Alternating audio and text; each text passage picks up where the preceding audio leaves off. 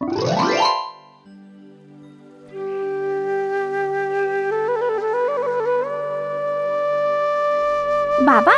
তুমি এখানে এমন করে কেন বসে আছো? এমনি বসে আছি মা। তুমি কি কিছু চিন্তা করছো বাবা? না রে মা। জানো বাবা, আমার না খুব খিদে পেয়েছে। কাল থেকে সে ভাত খাইনি। মাকে ভাত দিতে বললে মা ছিঁড়ে দিচ্ছে। মেয়ের কথা শুনে মিলন কিছুই বলে না, চুপ করে বসে থাকে। এমন সময় তার বউ সীমা আসে।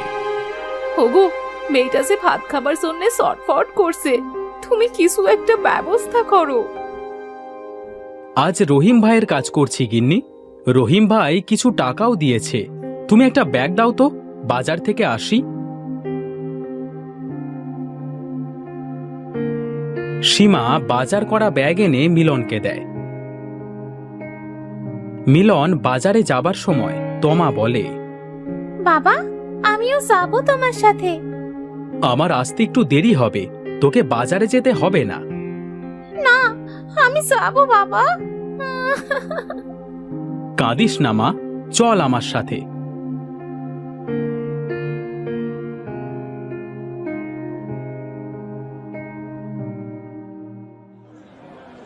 মিলন তমাকে নিয়ে বাজারে চলে আসে। তোকে বলেছিলাম বাজারে না আসতে, কিন্তু তুই তো আমার কোনো কথাই শুনবি না। কি হলো, চুপ করে আছিস কেন? এমনি বাবা। তারা কথা বলতে বলতে দোকানে চলে আসে। চাচা, আমাকে 1 কিলো চাল আর হাফ কিলো ডাল দেন তো। ঠিক আছে বাবা, দিচ্ছি।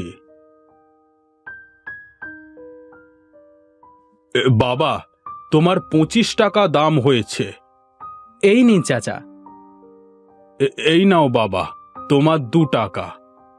এবার চল বাড়িতে যাই। তারা বাড়ি ফেরবার সময় তমা ফলের দোকান দেখতে পায়।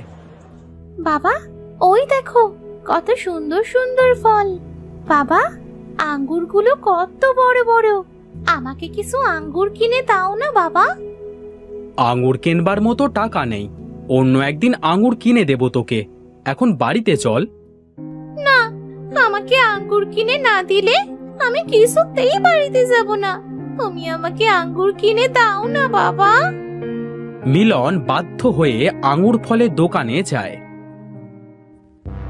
ভাই, আমাকে 2 টাকার আঙুর দেবেন? কোথা থেকে আইছেন মশাই?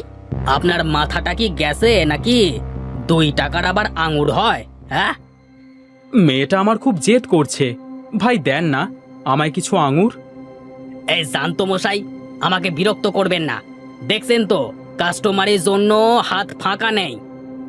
আরে ভাই, 2 টাকা দিয়ে কি কোনো ফল হয়? হ্যাঁ, ভাই, আমি গরিব মানুষ, আমার কাছে এই 2 টাকাই আছে।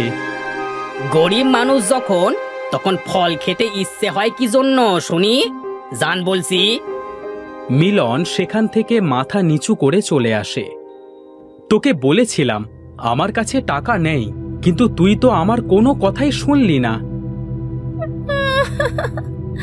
তুমি তুমি আমার সাথে কেন এমন করে কথা বলছো বাবা? তো কেমন করে কথা বলবো শুনি?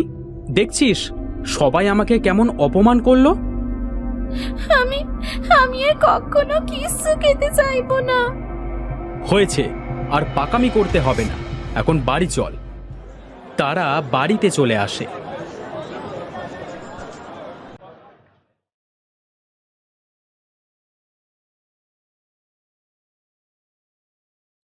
গিন্নি, এই নাও বাজার, তাড়াতাড়ি রান্না করো দেখি।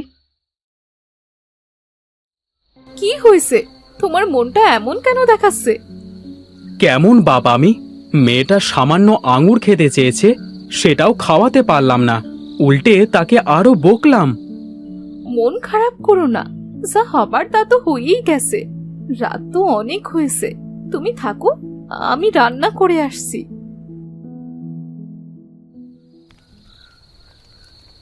সীমা রান্না শেষ করে, এরপর তমাকে ডেকে তারা একসাথে খাবার খায়।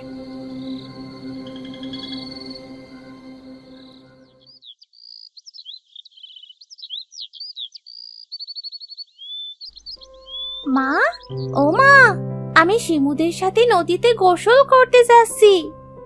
যাচ্ছিস যা, তবে তাড়াতাড়ি চলে আসিস কিন্তু। ঠিক আছে মা।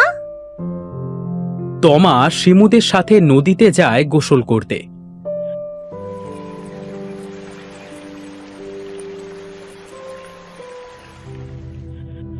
গোসল করে ফেরবার পথে তমা একটা পাখিকে দেখতে পায়। শিমু, মনিকা, ওই দেখ একটা পাখি। পাখিটাকে দেখে তো অসুস্থ মনে হচ্ছে। চল না, আমরা পাখিটার কাছে যাই। ওই অসুস্থ পাখিটার কাছে আমি যাচ্ছি না, তোরা গেলে যা। আমিও যাব না রে। ঠিক আছে, তোরা বাড়ি যা, আমি একাই যাচ্ছি পাখিটার কাছে। তমা পাখিটার কাছে যায়। আহারে, পাখিটার সমস্ত শরীরে দেখছি ঘা ফুটে গিয়েছে। কি করি এখন? এক কাজ করি, পাখিটাকে বাড়িতে নিয়ে যাই।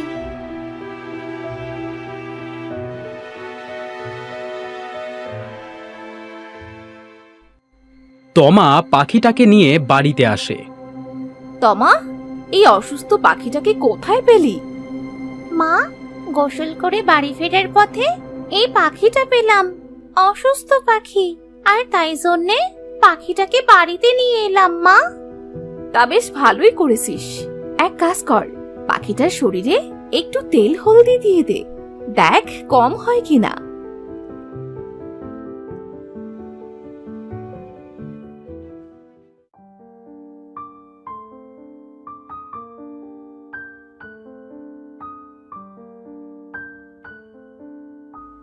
ধন্যবাদ তোমাকে তমা, আমাকে সাহায্য করার জন্যে। ও মা, এই পাখিটা দেখছি কথা বলছে। আমি কথা বলতে পারি তমা, তুমি ভয় পেও না। তুমি আমাকে যতই সেবা করো, আমি কিন্তু বাঁচবো না তমা। এমন কথা কেন বলছো মিষ্টি পাখি? আমার যে মরণ ব্যাধি রোগ হয়েছে, এটা থেকে কি বাঁচার কোনো উপায় নেই? না গো বন্ধু, আমি তোমাকে একটা জিনিস দিতে চাই।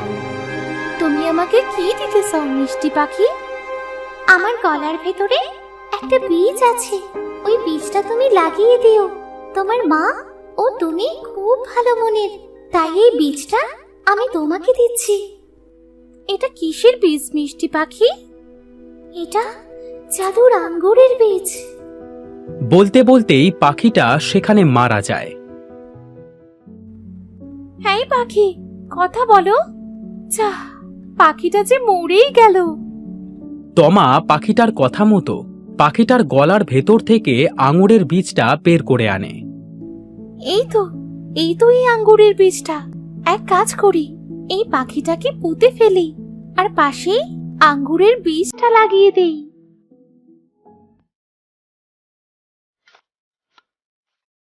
কিরে তমা, তুই ওখানে কি করছিস?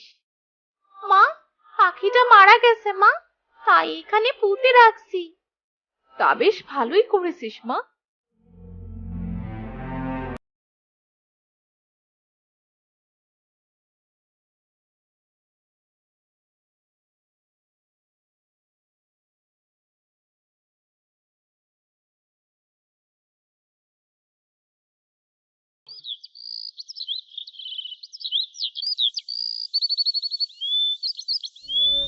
মা তমা, কোথায় রে তুই? কি হয়েছে মা, ডাকছো কেন? যেখানে তুই পাখিটা পুঁতেছিলি সেখানে এত বড় গাছ আসলো কিভাবে? ও মা, এই গাছটা কত বড় হয়েছে, ফুলও হয়েছে দেখছি। কি ভুতুরে কাণ্ড রে বাবা! এই পাখিটা আবার কোনো ভূত নয় তো? গাছটা কিসের বলতো? মা, ওটা আঙ্গুর গাছ। কি বলছিস তুই? তার মানে এটা জাদুকরি আঙ্গুর গাছ? হ্যাঁ মা, আমার সে কি আনন্দ হচ্ছে, আমি আঙ্গুর খেতে পারবো। আঙুর খাবি? টাকা কোথায় পাবি রে মা? এই দেখো বাবা, আমাদের আঙ্গুরের গাছ কেমন ফুল হয়েছে দেখিছো গাছটাতে? এত বড় গাছ এখানে কোথা থেকে এলো? সত্যি বলছিস তুই মা? এটা জাদুর আঙুর গাছ? বাবা, তোমাকে আর কারো কাছে অপমানিত হতে হবে না বাবা। দেখো তুমি, বাবা, এই দেখো কত ফল ফলেছে এই গাছে। তমা ডাক শুনে মিলন আর সীমা বাইরে আসে। দেখো না মা বাবা, কত ফল হয়েছে এই গাছে, কিন্তু ফলগুলো দেখে মনে হচ্ছে ফলগুলো শুকিয়ে গেছে। শুকনো আঙুর ফল দেখে সীমা আর মিলনেরও মন খারাপ হয়ে যায়। মন খারাপ করিস না মা, আসলে আমাদের কপালটাই খারাপ। এমন সময় তমা একটা অন্যরকম আঙুর দেখতে পায়। মা বাবা, ওই দেখো একটা অন্য রকম আঙ্গুর। দেখো, আঙ্গুরের রংটা যেন বেগুনি, কেমন সোনার রঙে চকমক করছে। সত্যি তো, ওই আঙ্গুরটা শুনো, আমাদের বাড়িটাও কেমন যেন ঝকমক করছে। দেখো, দাঁড়াও, আমি আঙ্গুরটা পেড়ে আনছি। আঙুরটা যেন তুই খাস নে মা, যদি কিছু হয়। কিচ্ছু হবে না বাবা আমার, তুমি জানো না এটা জাদুর আঙ্গুর গাছ। তমা তার বাবার কথা না শুনে যেই বেগুনি আঙুরটা হাত দেয়, ঠিক তখনই সমস্ত আঙুর তাজা হয়ে যায়। মা, এই দেখো, এই আঙ্গুরটায় হাত দেবার সাথে সাথেই সমস্ত আঙ্গুর কেমন তাজা হয়ে গেছে। আরে তাই তো দেখছি, এই আঙ্গুরগুলো বিক্রি করে আমাদের সংসার চলে যাবে বলো, আমাদের আর না খেয়ে থাকতে হবে না। তুমি ঠিকই বলেছ গিন্নি। মারে, তুই যত ইচ্ছে আঙুর খা। তমা তার বাবার কথা মতো অনেক আঙুর খায়, আর গাছ থেকে যে সমস্ত আঙুর পারে সেটা মিলন বাজারে বিক্রি করতে নিয়ে যায়। ভাই, আমরা তোমার কাছ থেকে আঙুর কিনবো। যা ভালো খেতে আঙুরগুলো, এমন স্বাদের আঙুর আমি কখনো খাইনি। আপনি ঠিকই বলেছেন, কাল আঙ্গুর খেয়ে যেন মন ভরেনি, তাই আবার আজ আঙ্গুর কিনতে এলাম। তা কতটুকু দেব আঙুর? আপনার আঙ্গুরের তো দাম কম, আমাকে 3 কিলো আঙ্গুর দেন। জাদুর আঙুর গাছ থেকে কখনোই আঙুর ফুরাতো না। আঙুর ছিঁড়ে নেবার সাথে সাথেই সেখানে আবার আঙুর গজাতো। মিলনের আঙুর ভালো হওয়ায় সবাই তার কাছ থেকে আঙুর কিনত। মা, চাচিরা কত সুন্দর ঘর করেছে, দেখেছো? দেখেছি রে মা, শুনলাম আঙ্গুর বিক্রি করে নাকি ধনী হয়েছে। তোর চাচার কাছে নাকি দেশ বিদেশ থেকে মানুষ আঙ্গুর কিনতে আসে। কিন্তু মা, ওরা তো ঠিকভাবে খেতেই পারতো না, ব্যবসা করার টাকা পেল কোথায়? সেটাই তো ভাবছি রে মা, আমাকে ওদের বাড়িতে যেয়ে দেখতে হবে। রাতে মল্লিকা তমাদের বাড়িতে যায় আর এক জায়গায় লুকিয়ে থাকে।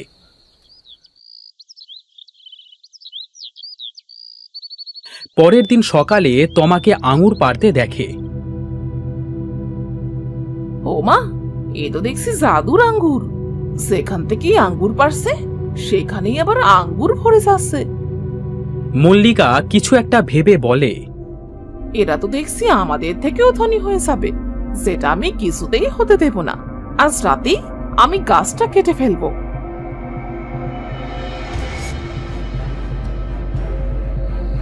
রাতের বেলায় মল্লিকা একটা করাত নিয়ে আসে।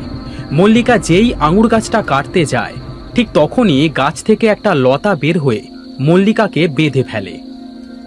ছেড়ে দে, ছেড়ে দে আমাকে, ছেড়ে দে। তোকে ছাড়তে পারি, তবে একটা শর্ত আছে।